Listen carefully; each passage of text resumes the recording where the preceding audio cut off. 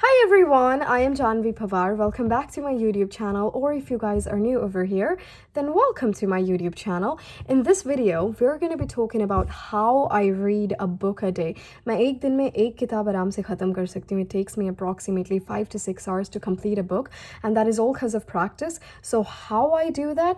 There are some tips that I'm going to be sharing with you all कि अगर आप भी इन tips को फॉलो करेंगे तो आप भी फास्ट रीडिंग कर सकते हैं और थोड़ी सी प्रैक्टिस के बाद कुछ दिनों के बाद आप एक दिन में एक किताब को आराम से ख़त्म कर सकते हैं एंड विद एवरी पॉइंट. मतलब कि ऐसा नहीं होगा कि आप कोई पॉइंट भूल गए हैं या फिर कोई कॉन्सेप्ट आपको नहीं पता है, but understanding basically everything. So let's get started. So tip number 1 that I have for you all is that I always set a target. मतलब कि अगर आज मुझे ये किताब ख़त्म करनी है कि मैंने ले लिया कि for example I have, hold on. For example, I have this book. Now, this book says 50 World's Greatest Essays, and this book has how many pages? It has approximately 650. It stops at 638. I don't know if you guys can see it. So if it stops at 638, now I'm gonna be, like setting a target is that, okay, so if these are 638, so the first 300 pages I'll be reading in 4 hours or maybe 5 hours, and the next 300 pages I'll be reading in the next 4 hours, basically after taking a break. So I set a proper target is that these many pages I'm gonna complete in this much time. क्योंकि जब आपके पास एक target होता है आप उस काम को और अच्छे से करते हैं. जब आप एक डेडलाइन सेट कर देते हैं तो आप उस काम को और अच्छे से करते हैं. जब आप बिना डेडलाइन के काम करते हैं तो हमारे दिमाग में होता है ठीक है हो जाएगा जब खत्म होगा, but always set a deadline. It's very important. When you have a deadline in your mind तो आप उस डेडलाइन के साथ उस डेडलाइन के टुवर्ड्स आप काम भी करते हैं. So I always set a deadline. So set a deadline, set a target. This is the first thing that I do कि इतनी देर में इतने pages I have to complete it. ये मैं कैसे सेट करती हूँ क्योंकि मुझे अपनी खुद की रीडिंग स्पीड का पता है और आपको अपनी खुद की रीडिंग स्पीड का पता है, तो मैं उस हिसाब से इसे सेट करती हूँ कि इतनी देर में इतने pages. After that what I do, after that I do not read word by word. अब हमारी बहुत बड़ी ये दिक्कत होती है कि हमें हर एक चीज़ समझने के लिए हम वर्ड बाय वर्ड पढ़ते हैं कि for example in this book if I open up. So here is an essay on self-reliance. So I'm not going to say, I read the other day some verses written by an eminent painter. No, मैं ऐसे नहीं करूँगी. I'm just going to skim through it. I read the other day. और फिर मतलब कि मैं बोल बोल के नहीं पढ़ती हूँ. Which is another tip is that do not read out loud. मतलब कि ऐसे नहीं बोल बोल के ज़ोर ज़ोर से पढ़ना है क्योंकि हमें ऐसा लगता है कि जब हम बोल बोल के पढ़ते हैं तो हमें वो सारी चीज़ें जो हैं वो हमारे माइंड में ग्रास्प हो रही हैं. No, actually no.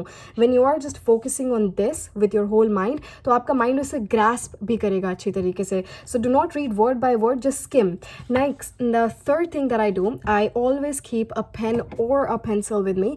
अब क्या होता है, हम मोस्टली क्या करते हैं, हम अपनी पेंसिल को किस हिसाब से चलाते हैं जिस हिसाब की हमारी रीडिंग स्पीड होती है. For example, I read the other day some verses. हम ऐसे चलाते हैं. What I do this. I read the other day some verses. तो बेसिकली मेरे दिमाग में क्या चल रही है, मेरी जो आंखों की जो स्पीड है वो मेरी पेंसिल के हिसाब से चल रही है. And I am gonna be doing this. अब काफ़ी लोगों की ये दिक्कत आती है कि तुम्हारी तो स्पीड है, तुम्हें तो समझ में आ जाता है. नहीं, मैंने ये स्पीड बनाई है और वो अंडरस्टैंडिंग भी बनाई है. Which is the next step is that do not keep telling your mind again and again, बार बार कि मैं सब कुछ भूल गया हूँ. अगर आप अपने माइंड को बार बार ये बताएंगे कि अगले चैप्टर पे आने की वजह से आप पिछले वाला चैप्टर भूल गए हैं, तो आप पिछले वाला चैप्टर आप एक्चुअल में भूल जाएंगे, because that's what you are telling your mind. Instead of that, if you are gonna keep a positive mind is that I remember everything and I can read this book very easily. So you are going to remember everything very easily. So do not do that. Always keep a positive mind while reading a book. And the last tip that I have for you all, which is I think very, very important, whenever you're reading, keep your distractions away. Please keep your distractions away. एक इस चीज़ पे भी depend करता है कि आप किस चीज़ से रिलेटेड बुक पढ़ रहे हैं. तो अगर आपको सिर्फ अपनी फास्ट रीडिंग ही करनी है, वो वाली आपको टेक्निक्स ही अप्लाई करनी है, तो उसके लिए you can just choose any book, basically any sort of book that you like. पर आपको वो शुरू में प्रैक्टिस उसी से करनी होगी जो बुक्स आपको पसंद है पढ़नी. सो उन बुक से ही आपको अपनी प्रैक्टिस बिल्ड करनी होगी. So what's gonna happen is that keep your distractions away. अगर आपका फ़ोन पे ध्यान जाता है बार बार, keep your phone away, switch it off. और आप अपने आप को डेडलाइन दीजिए कि आप 3 घंटे तक फ़ोन नहीं चलाएंगे, क्योंकि अगर आपने 3 घंटे से पहले फ़ोन चलाया, so let me tell you one thing, you are gonna feel so guilty with you is that कि मैंने ये क्यों चलाया, कि आप नेक्स्ट टाइम नहीं चलाएंगे. You are not gonna be needing that feeling कि आप खुद ही खुद में वो गिल्टी वाली फीलिंग आपको आ रही है.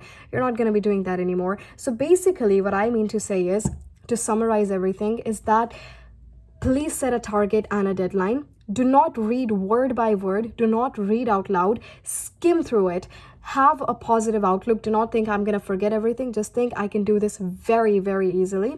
And the next is please keep your distractions away. और अगर आप अपनी रीडिंग स्पीड बिल्ड कर रहे हैं, सो रीडिंग स्पीड बिल्ड करने के लिए आप कोई ऐसी बुक पहले चूज़ करें जिसको कि आपका topic wo interesting lage, you know, you find it very interesting. So do that. And with this, I'm gonna say bye everyone, and I just hope you all follow these tips, and I'm gonna be seeing you guys in the next video. Bye everyone, stay safe.